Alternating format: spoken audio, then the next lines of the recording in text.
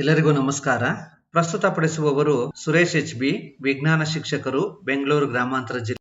10ನೇ ತರಗತಿ NCERT ವಿಜ್ಞಾನ ಪಠ್ಯ ವಿಷಯದ ಆಮ್ಲಗಳು, ಪ್ರತ್ಯಾಮ್ಲಗಳು ಮತ್ತು ಲವಣಗಳು ಅಧ್ಯಾಯದಲ್ಲಿನ ಪರಿಕಲ್ಪನೆಗಳ ಮುಂದುವರೆದ ಭಾಗದ ಬಗ್ಗೆ ತಿಳಿದುಕೊಳ್ಳೋಣ.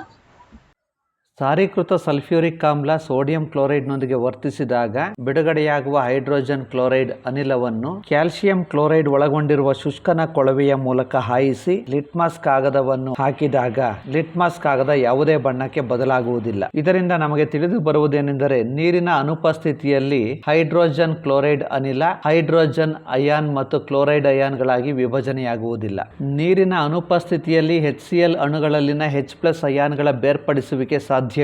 ಈ ಪ್ರಯೋಗವು HCl ನಲ್ಲಿನ ಹೈಡ್ರೋಜನ್ ಅಯಾನ್ಗಳು ನೀರಿನ ಉಪಸ್ಥಿತಿಯಲ್ಲಿ ಉತ್ಪತ್ತಿಯಾಗುತ್ತವೆ ಎಂಬುದನ್ನು ಸೂಚಿಸುತ್ತದೆ. ನೀರಿನ ಅನುಪಸ್ಥಿತಿಯಲ್ಲಿ HCl ಅಣುಗಳಲ್ಲಿನ H+ ಅಯಾನ್ಗಳ ಬೇರ್ಪಡಿಸುವಿಕೆ ಸಾಧ್ಯವಿಲ್ಲ. ಹೈಡ್ರೋಜನ್ ಕ್ಲೋರೈಡ್ ನೀರಿನೊಂದಿಗೆ ವರ್ತಿಸಿದಾಗ ಹೈಡ್ರೋನಿಯಂ ಅಯಾನ್ ಮತ್ತು ಕ್ಲೋರೈಡ್ ಅಯಾನ್ಗಳಾಗಿ ವಿಭಜನೆಯಾಗುತ್ತದೆ. HCl + H2O give rise to H3O + Cl-. Hydrogen ಅಯಾನ್ಗಳು ಒಂಟಿಯಾಗಿ ಇರುವುದಿಲ್ಲ, ಆದರೆ ಅವು ನೀರಿನ ಅಣುಗಳೊಂದಿಗೆ ಸಂಯೋಗ ಹೊಂದಿ ಅಸ್ತಿತ್ವದಲ್ಲಿರುತ್ತವೆ. ಆದ್ದರಿಂದ ಹೈಡ್ರೋಜನ್ ಅಯಾನ್ಗಳನ್ನು ಯಾವಾಗಲೂ H+ ಅಥವಾ ಹೈಡ್ರೋನಿಯಂ ಅಯಾನ್ H3O+ ಎಂದೇ ತೋರಿಸಬೇಕು. ಹೈಡ್ರೋಜನ್ ಅಯಾನ್ ನೀರಿನೊಂದಿಗೆ ವರ್ತಿಸಿದಾಗ ಹೈಡ್ರೋನಿಯಂ ಅಯಾನ್ ಉತ್ಪತ್ತಿಯಾಗುತ್ತದೆ. H++ H2O give rise to H3O+. Hydronium ಅಯಾನಿನ ಅಣುಸೂತ್ರ H3O+. ಇದನ್ನು ಅಭ್ಯಾಸ ಮಾಡಿ. ಆಮ್ಲಗಳು ನೀರಿನಲ್ಲಿ H3O+ ಅಥವಾ H+ ಅಯಾನ್ಗಳನ್ನು ಉಂಟು ಮಾಡುತ್ತವೆ ಎಂಬುದನ್ನು ನಾವು ನೋಡಿದ್ದೇವೆ. ಈಗ ನಾವು ಪ್ರತ್ಯಾಮ್ಲಗಳು ನೀರಿನಲ್ಲಿ ಕರಗಿದಾಗ ಏನಾಗುತ್ತವೆ ಎಂಬುದನ್ನು ನೋಡೋಣ. ಸೋಡಿಯಂ ಹೈಡ್ರಾಕ್ಸೈಡ್ ನೀರಿನಲ್ಲಿ ಕರಗಿದಾಗ ಸೋಡಿಯಂ ಧನ ಅಯಾನ್ ಮತ್ತು ಹೈಡ್ರಾಕ್ಸಿಲ್ ಋಣ ಅಯಾನ್ ಆಗಿ ವಿಭಜನೆಯಾಗುತ್ತದೆ. NaOH give rise to Na++ OH-. NaOH ನೀರಿನ ಉಪಸ್ಥಿತಿಯಲ್ಲಿ give rise to Na++ OH-. Potassium hydroxide ನೀರಿನಲ್ಲಿ ಕರಗಿದಾಗ ಪೊಟ್ಯಾಷಿಯಂ ಧನ ಅಯಾನ್ ಮತ್ತು ಹೈಡ್ರಾಕ್ಸಿಲ್ ಋಣ ಅಯಾನ್ ಆಗಿ ವಿಭಜನೆಯಾಗುತ್ತದೆ. KOH ನೀರಿನ ಉಪಸ್ಥಿತಿಯಲ್ಲಿ give rise to K++ OH-. Magnesium hydroxide ನೀರಿನ ಉಪಸ್ಥಿತಿಯಲ್ಲಿ ಮೆಗ್ನೀಷಿಯಂ ಧನ ಅಯಾನ್ ಮತ್ತು ಹೈಡ್ರಾಕ್ಸಿಲ್ ಋಣ ಅಯಾನ್ಗಳಾಗಿ ವಿಭಜನೆಯಾಗುತ್ತದೆ. MgOH twice give rise to Mg2++ 2OH-. ಪ್ರತ್ಯಾಮ್ಲಗಳು ನೀರಿನಲ್ಲಿ ಹೈಡ್ರಾಕ್ಸೈಡ್ ಅಯಾನ್ಗಳನ್ನು ಉತ್ಪತ್ತಿ ಮಾಡುತ್ತವೆ. ನೀರಿನಲ್ಲಿ ವಿಲೀನವಾಗುವ ಪ್ರತ್ಯಾಮ್ಲಗಳನ್ನು ಕ್ಷಾರಗಳು ಎನ್ನುತ್ತೇವೆ. ಎಲ್ಲಾ ಪ್ರತ್ಯಾಮ್ಲಗಳು ನೀರಿನಲ್ಲಿ ವಿಲೀನವಾಗುವುದಿಲ್ಲ. ಕ್ಷಾರವು ನೀರಿನಲ್ಲಿ ವಿಲೀನವಾಗುವ ಒಂದು ಪ್ರತ್ಯಾಮ್ಲ. ಅವು ಮುಟ್ಟಲು ಸಾಬೂನಿನಂತಿದ್ದು ಕಹಿ ರುಚಿ ಮತ್ತು ಸಂಕ್ಷಾರಣ ಗುಣ ಹೊಂದಿವೆ. ಅವು ಹಾನಿಯನ್ನು ಉಂಟು ಮಾಡಬಹುದಾದ್ದರಿಂದ ಅವುಗಳನ್ನು ಯಾವತ್ತೂ ಮುಟ್ಟುವುದಾಗಲಿ ಮತ್ತು ರುಚಿ ನೋಡುವುದಾಗಲಿ ಮಾಡಬಾರದು. ಎಲ್ಲಾ ಪ್ರತ್ಯಾಮ್ಲಗಳು ಕ್ಷಾರಗಳಾಗಿರುವುದಿಲ್ಲ, ಆದರೆ ಎಲ್ಲಾ ಕ್ಷಾರಗಳು ಪ್ರತ್ಯಾಮ್ಲೀಯವಾಗಿರುತ್ತವೆ.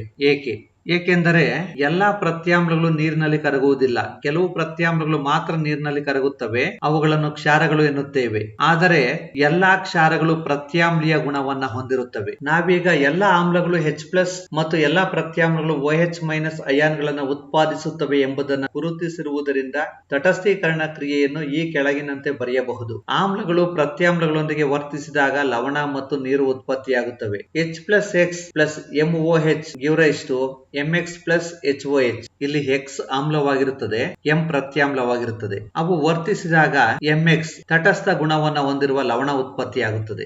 H++ give rise to H2O. Hydrogen ion hydroxyl ion ನೊಂದಿಗೆ ವರ್ತಿಸಿ ನೀರು ಉತ್ಪತ್ತಿಯಾಗುತ್ತದೆ. H++ give rise to H2O. ಈಗ ನಾವು ನೀರು ಆಮ್ಲ ಮತ್ತು ಪ್ರತ್ಯಾಮ್ಲಗಳೊಂದಿಗೆ ಮಿಶ್ರಣಗೊಳ್ಳುವ ಪ್ರಕ್ರಿಯೆಯು ಏನನ್ನು ಒಳಗೊಂಡಿದೆ ಎಂಬುದನ್ನು ನೋಡೋಣ. ಚಟುವಟಿಕೆ 2.10.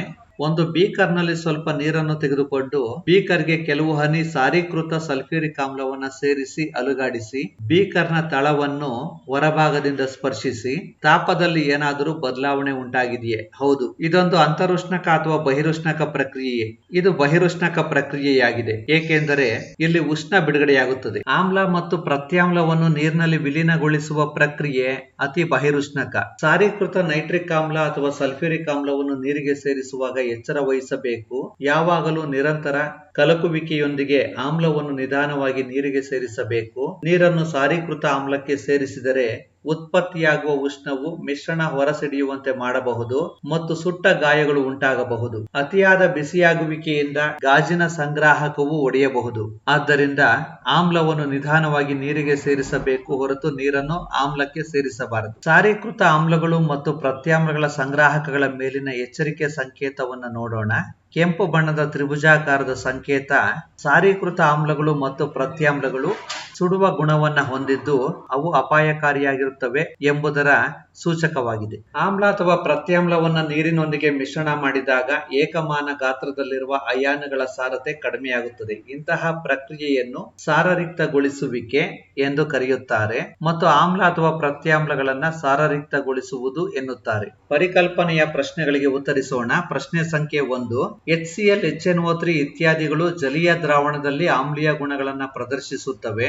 ಆದರೆ ಆಲ್ಕೋಹಾಲ್ ಮತ್ತು ಗ್ಲೂಕೋಸ್ ನಂತಹ ಸಂಯುಕ್ತಗಳ ದ್ರಾವಣಗಳು ಆಮ್ಲೀಯ ಗುಣಗಳನ್ನು ಪ್ರದರ್ಶಿಸುವುದಿಲ್ಲ. ಏಕೆ?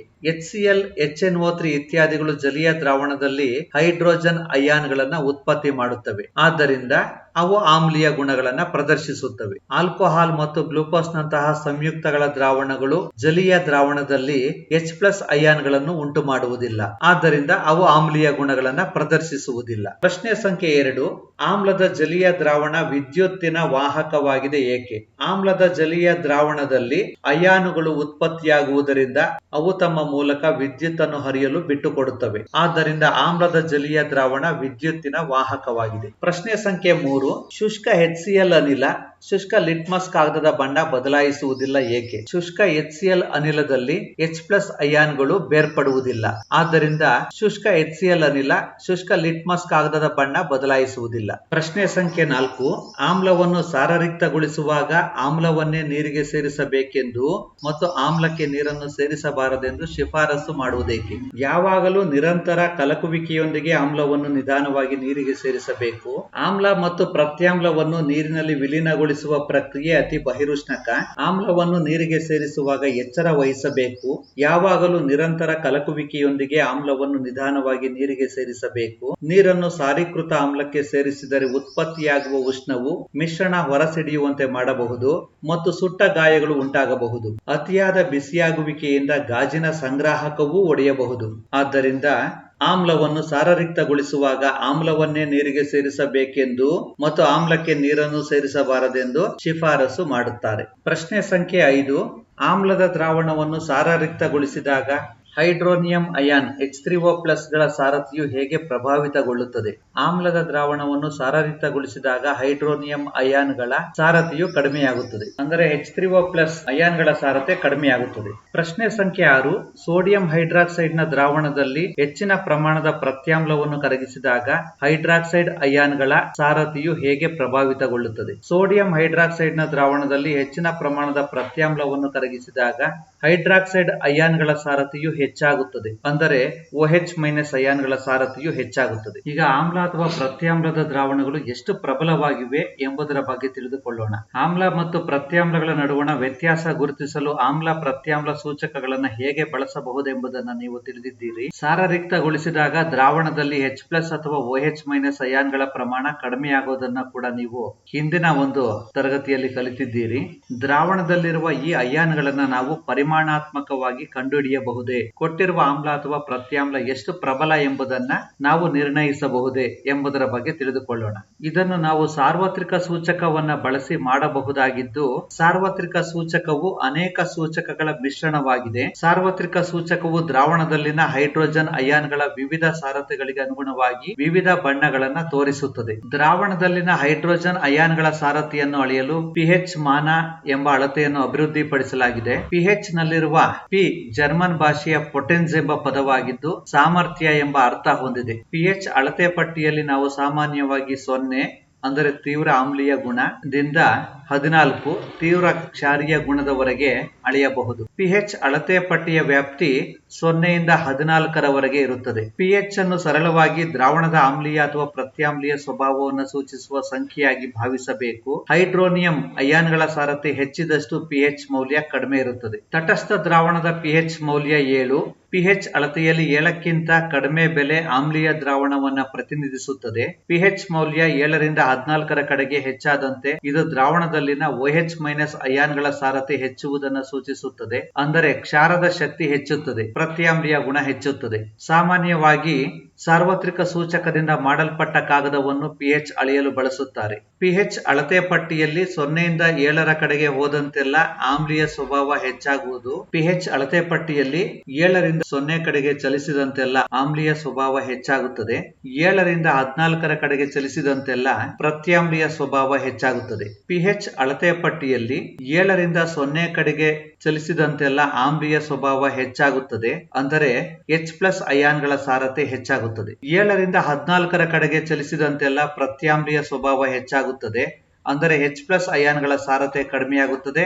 OH- ಅಯಾನ್ಗಳ ಸಾರತೆ ಹೆಚ್ಚಾಗುತ್ತದೆ. pH ಕಾಗದದ ಮೇಲೆ ಕೆಲವು ಸಾಮಾನ್ಯ ವಸ್ತುಗಳ pH ಮೌಲ್ಯದ ಬಗ್ಗೆ ತಿಳಿದುಕೊಳ್ಳೋಣ. ಜಠರ ರಸದ pH ಮೌಲ್ಯ ಸುಮಾರು 1.2. ಇದು ಹೆಚ್ಚು ಆಮ್ಲೀಯ ಗುಣ ಹೊಂದಿರುತ್ತದೆ. ಲಿಂಬೆ ರಸದ pH ಮೌಲ್ಯ ಸುಮಾರು 2.2. ಇದು ಕೂಡ ಹೆಚ್ಚು ಆಮ್ಲೀಯ ಸ್ವಭಾವ ಹೊಂದಿರುತ್ತದೆ. ಶುದ್ಧ ನೀರು ಅಥವಾ ಬಟ್ಟಿ ಇಳಿಸಿದ ನೀರು ಮತ್ತು ರಕ್ತ ಇವುಗಳ pH ಮೌಲ್ಯ 7.4 ಆಗಿರುತ್ತದೆ. pH ಸಂಖ್ಯೆ 7 ಅಥವಾ 6.5ರಿಂದ 7.5ರ ನಡುವೆ ಇದ್ದರೆ ಅದು ತಟಸ್ಥ ಗುಣ ಹೊಂದಿರುತ್ತದೆ.